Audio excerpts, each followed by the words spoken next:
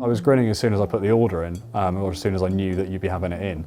And then to have a call, 3 months before that saying, actually, we've got it in now, I was thinking, well, this is, it doesn't really get much better than this, does it?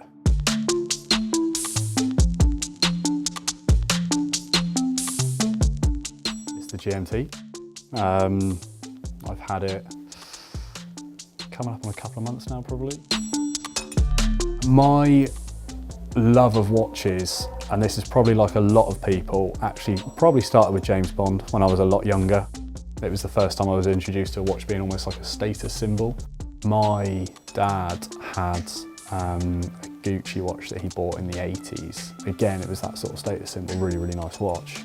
First watch I got was Hamilton Jazzmaster. Really nice movement on it, and really good price for a Swiss watch as well. And then I thought, well, it's probably time to up the game a little bit, isn't it? So it would have been on the updates from Baselworld, and then realised, sort of had a look at expected prices, stuff like that, and thought, well, why wouldn't I get it more than I need to get this? It was a case of I didn't really have a choice at that stage. I then went into a shop in Southampton as well. Annoyingly, they were really unhelpful. No ideas on expected prices, expected dates, when it could be in. I think it was one of the guys I was working with at the time, so there's a jeweller's down the road, why don't you pop in and see if they've got it? And I thought, oh, why not? And I saw there was a Tudor stand in the window. I thought, yeah, I'll go in and chance it. Met Helen, who was very enthusiastic about it, and made me even more so enthusiastic about it. I'd gone to the event and Helen said that there would be watches at the event, and I thought, right, okay, well, I'll go there, I'll put it on, and if I get that feeling that I don't want to take it off, then I'll have it there and then.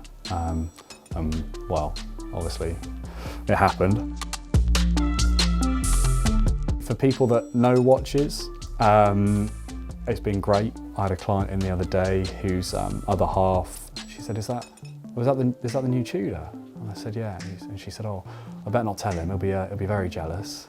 So that was a nice little moment. I've got a lot of friends who sort of appreciate watches and that side of things as well. And they've when I've seen them, I don't see them that frequently, but when I see them, the first question they ask is, have you got it on? Is it with you? Can I have a look at it? So it usually gets a pretty good reception. If we look at how many are available or not available at the moment, and how much the value's gone up straight away, I'm feeling quite confident, feeling in a good place about it. Next, I'm toying with the idea of a Bremont. Really like the construction on those and the subtleties they've got. And on the flip side of that, I'm tempted by a Hulk as well, because who doesn't want one? The Baselworld releases from Tudor were all really attractive, but the GMG just had to take it. 58, I like the colouring on it. It's a very sleek watch, but it was just too small for me. And then this was released, as I say, and I just thought, well, I've got to jump on that. As I say, I'm not local, but would I have any qualms with coming across here for a specific piece? Absolutely not. The service from Helen and Tash and the guys upstairs have been great.